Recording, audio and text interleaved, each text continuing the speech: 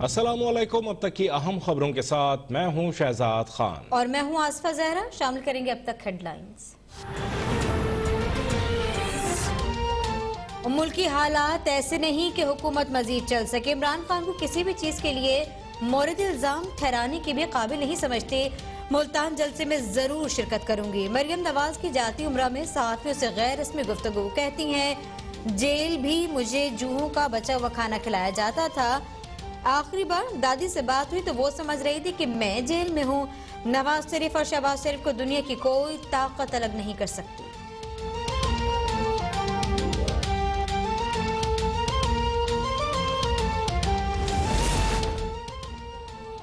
शहबाज शरीफ और हमजा शहबाज की पैरोल पर रिहाई कल दोपहर 2 बजे होगी। वजीर आला उस्मान बुज़दार ने काबीना की सिफारिशात पर समरी की मंजूरी दे दी। वजीर जेल खानाजात पंजाब फयाजुल हसन चौहान ने लीगी रहनुमाओं के बयानात को नामुनासिब करार दे दिया। बोले हुकूमत इस मामले से मुस्बत अंदाज में निमट रही है। उस पर भी लीगी तर्जुमानों की मुसलसल हर्जा सराई और दुश्मनाम तराजी अखलाकी गिरावट की इंतहा है। जनाजे और तदफीन के मामले में हर मुमकिन ताउन किया जाएगा। फिरदौस आशिक खान बोली सरकारी खर्चे पर नाश्ता मंगवाने वाले वालिदा की मैयत को कार्गो के जरिए भिजवा रहे हैं।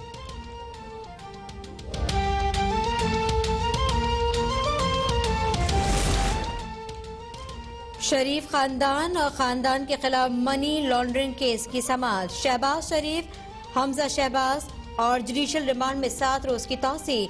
सलमान शहबाज, राबिया इमरान, दामाद हारून यूसुफ इश्तिहारी करार। दौरान समाअत जज जवादुल हसन का शहबाज शरीफ से उनकी वालदा के इंतकाल पर इजहार ताज़ियत।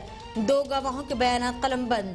हमजा शहबाज ने अदालत में बताया कि जिस गाड़ी में लाया जाता है उसमें ब्रेक ही नहीं है, हादसा भी हो चुका। अहाता अदालत में लीगी रहनुमाओं की शहबाज शरीफ से मुलाकात। शहबाज शरीफ का नवाज शरीफ से टेलीफोन पर राब्ता। वालदा की तदफीन के बारे में इंतजामात पर गुफ्तगू।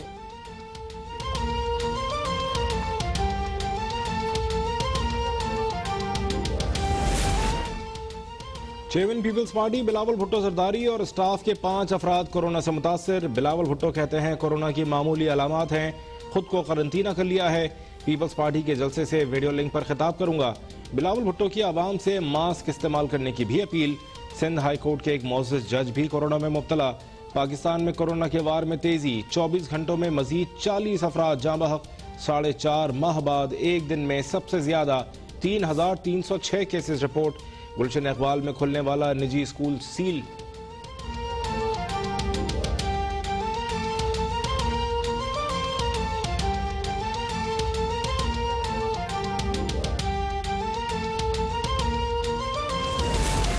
बिलावल समेत तमाम मरीजों के लिए नेक तमन्नाओं का इजहार करते हैं। अल्लाह ताला बिलावल भुट्टो जरदारी को शिफा कामला अता फरमाए। विफाकी वजीर इत्तला शिबली फराज कहते हैं कि वबा से महफूज रहने के लिए एहतियात लाजिम है।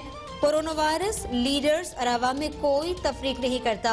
ऑपोजिशन रहनुमा खुदारा एक दूसरे की सेहत और अवाम की जिंदगियों का ख्याल करें।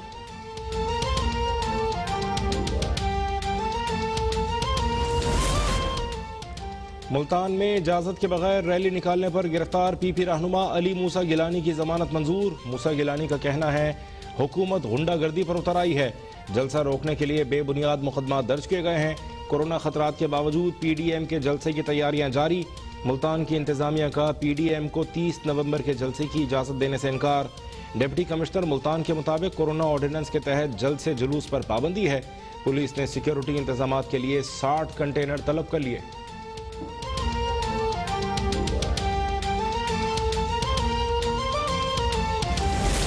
वजीर आजम से मुआविन खुसूसी ओवरसीज पाकिस्तानियों तरक्की अफराद क़ुव्वत जुल्फी बुखारी की मुलाकात। वर्कर्स वेलफेयर फंड के तहत 1500 घरों की तामीर के मंसूबे पर गुफ्तगू। जुल्फी बुखारी कहते हैं कि मंसूबे में सस्ती रिहाइश और तमाम बुनियादी सहूलियात फराहम होंगी। वजीर आजम ने मंसूबे को सस्ती रिहाइश के अज़्म की अमली शक्ल करार दे दिया। एशियन डेवलपमेंट बैंक का पंजाब के 2 अजला में तरक्याती मंसूबों का मुआहिदा। उस्मान डार कहते हैं कि मुआहिदे के तहत साहिवाल और सियालकोट में 40 अरब रुपए के तरक्याती काम होंगे।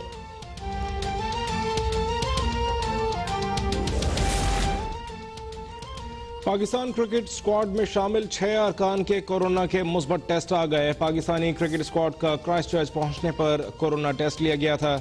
न्यूजीलैंड क्रिकेट बोर्ड ने कौमी टीम को आखिरी वार्निंग जारी कर दी। कीवी बोर्ड के मुताबिक पाकिस्तानी खिलाड़ी कोरोना SOPs की खिलाफ वर्जी कर रहे हैं। टीम के बाज अरकान ने मास्क के बगैर अमले से खाना वसूल किया। Chief executive of PCB Wasim Khan का न्यूजीलैंड में मौजूद कौमी स्क्वाड से राबता। खिलाड़ियों को मुकर्ररा प्रोटोकॉल्स का मुकम्मल ख्याल रखने की हिदायत।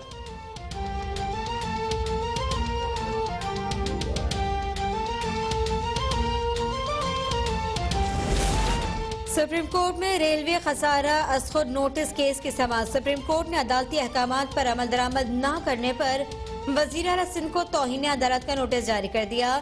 सेक्रेटरी रेलवे को भी शो कॉज नोटिस जारी। चीफ जस्टिस ने रिमार्क्स दिए, सर्कुलर रेलवे का काम 2 माह में मुकम्मल हो जाना चाहिए था। सिर्फ ओवरहेड ब्रिज थोड़ा सा और काम रहता था। FWO ने काम शुरू क्यों नहीं किया? FWO काम ने अदालत को बताया कि सिंध हुकूमत ने अभी तक मंजूरी नहीं दी। चीफ जस्टिस ने कहा, चलें वजीर आला सिंध को तौहीन अदालत का नोटिस जारी कर देते हैं।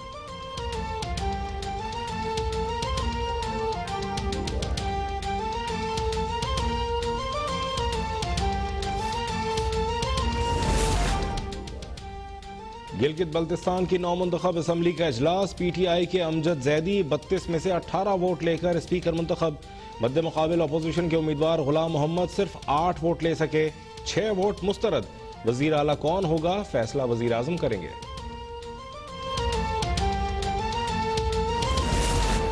मुआविन खुसूसी बराए कौमी सलामती मोईद यूसुफ से अफगान सफीर की मुलाकात। सिक्योरिटी मामलात में ताउन बढ़ाने पर इत्तेफाक। मुलाकात में भारतीय दहशतगर्दी के खिलाफ अक़वाम मुत्तहिदा में पेश डोजवियर पर भी गुफ्तगू। मोईद यूसुफ कहते हैं, अफगानिस्तान में अमन पाकिस्तान की अव्वलीन तरजीह है। पाकिस्तान खित्ते में क़याम अमन और भारत बदमनी की कोशिश कर रहा है। अफगान सरजमीन पाकिस्तान के खिलाफ इस्तेमाल न होने देने की यकीन दहानी। नाज़िमुल उमूर की दफ्तर खारजा तलबी। पाकिस्तान का शदीद एहतजाज। तर्जुमान दफ्तर खारजा कहते हैं, भारत का शहरियों को जानबूझकर निशाना बनाना काबिल मजम्मत है। भारत की पैदर पे इश्तियाल अंगेजियाँ खित्ते में अमन व सलामती के लिए खतरा हैं। इसराइल को तस्लीम करने की कोई तजवीज़ ज़ेर गौर नहीं। इसराइल के बारे में पाकिस्तान की पॉलिसी वाज़ेह है।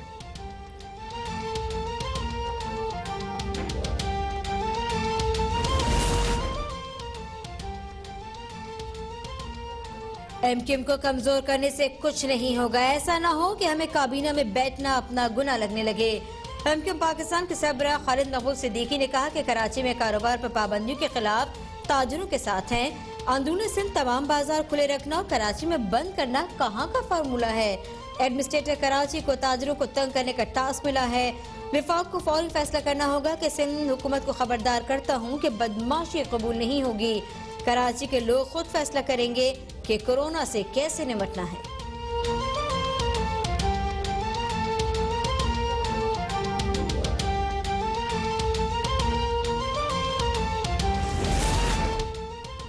एंकर मुरीद अब्बास कत्ल केस की समाअत। पुलिस ने मुल्जिम आदिल जमान को गिरफ्तार करने में नाकामी का एतराफ कर लिया। अदालत ने मफरूर मुल्जिम आदिल जमान को इश्तिहारी करार देने की कार्रवाई शुरू करने का हुक्म दे दिया। आदिल जमान की अदम गिरफ्तारी के बायस मुल्जिम आतिफ जमान पर फर्द जुर्म एक बार फिर मौखर।